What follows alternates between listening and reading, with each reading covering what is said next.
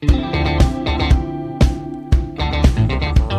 the basement of the beautiful Chrysler Building in New York City, which we just declared a sanctuary zone for all the free market capitalists. Nobody tell Mayor Mandami. This is the Scammies. I'm your host, Michael Robertson. Each episode, I'm trying to make you a little bit smarter so you can spot the scams and the scammers and keep more of your own money. This is part 2 in the series, AI Murdered My Company. Maybe. I have to add the maybe part because we're still collecting information. But that's what will make it fun, because I'm going to share the evidence with you and you can make up your own mind. This is part 2 entitled, MeetingTV is laundering money and data for the Chinese. You might want to watch part 1 for the full context.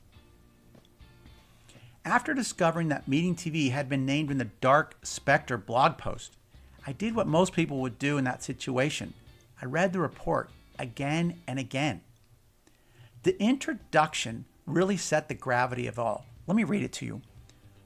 Over the past year, we've encountered hundreds, if not thousands, of malicious items across numerous marketplaces. But this is the first time we found a well-funded criminal organization responsible for several of the largest and most sophisticated campaigns we've ever uncovered. They then listed 3 campaigns. The new one was the Zoom Stealer. All the URLs they listed as responsible for the Zoom Stealer were domains MeetingTV operated, including our corporate URL, meetingtv.us. The software they listed and services, those are MeetingTV's too. That meant we were 1/3 of the organization, the Zoom Stealer portion, which also meant we're part of the well-funded criminal organization too. As I reviewed the blog, one disturbing question kept resurfacing. How could they possibly know?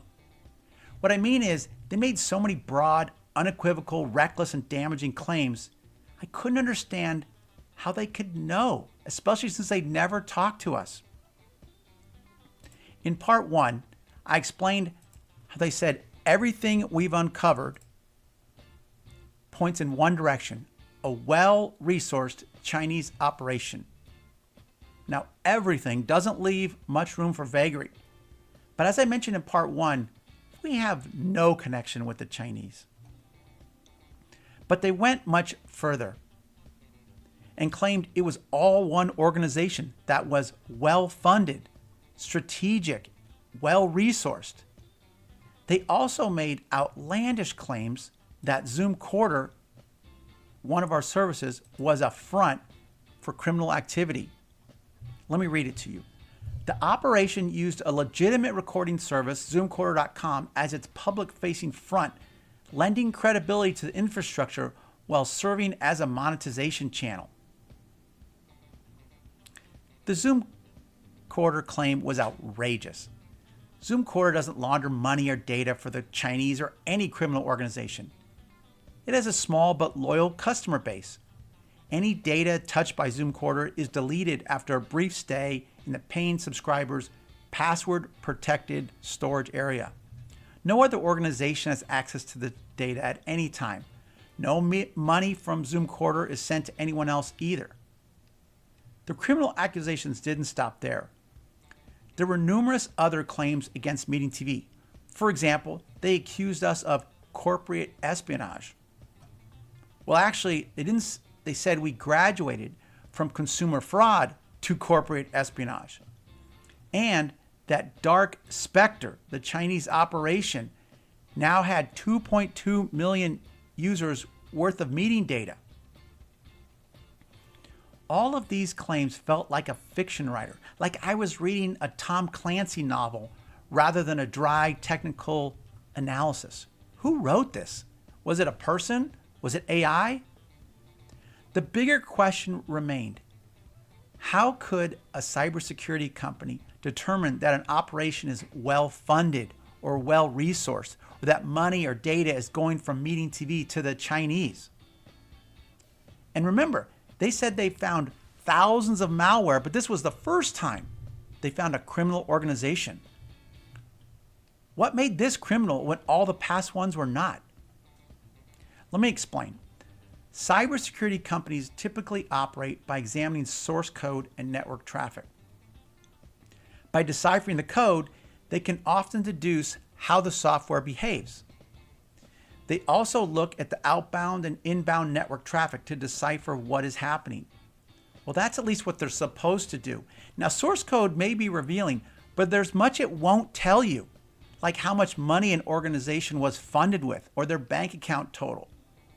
And since they had no access to MeetingTV servers, which is where they said all 18 software programs were sending the data to, they would have no insight into whether the data was transmitted to the Chinese or anywhere else. Similarly, without access to bank transfers, how could they know where money flowed? Now, it probably makes sense to take a step back and describe MeetingTV's business. It was inspired during the COVID era when video meetings exploded. There were so many meetings that I would often have conflicting meetings and I'd have to miss something. So we built a personal recording service called Zoom Quarter to record meetings to watch on your own schedule. You set a timer, record a meeting, and then it's in your private, password-protected area for a couple weeks before it's deleted. While building this service, we realized the enormity of webinars. Webinars are a hugely popular information sharing phenomenon. Zoom says they do tens of millions of webinars per year, and that's just one of the webinar companies. For millennia, humans have gathered around campfires exchanging information.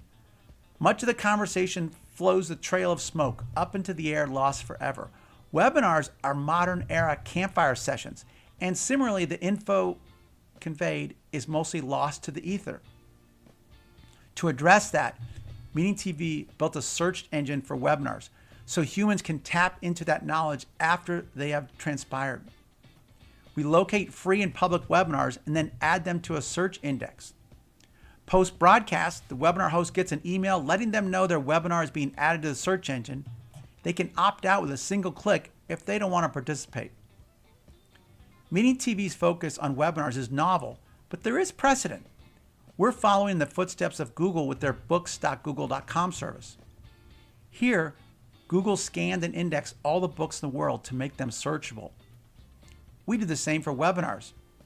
It's definitely not consumer fraud or corporate espionage, as the Dark Spectre report alleges. These serious and reckless criminal accusations that they made got MeetingTV put onto the internet's global blacklist with devastating results. What? You've never heard of the global internet blacklist? It exists, and it's serious. There's many ways in, but almost no way out. I'll reveal it all in the next episode entitled The Internet's Secret Blacklist. Click that subscribe button to be notified when the next episode drops. Thanks for listening.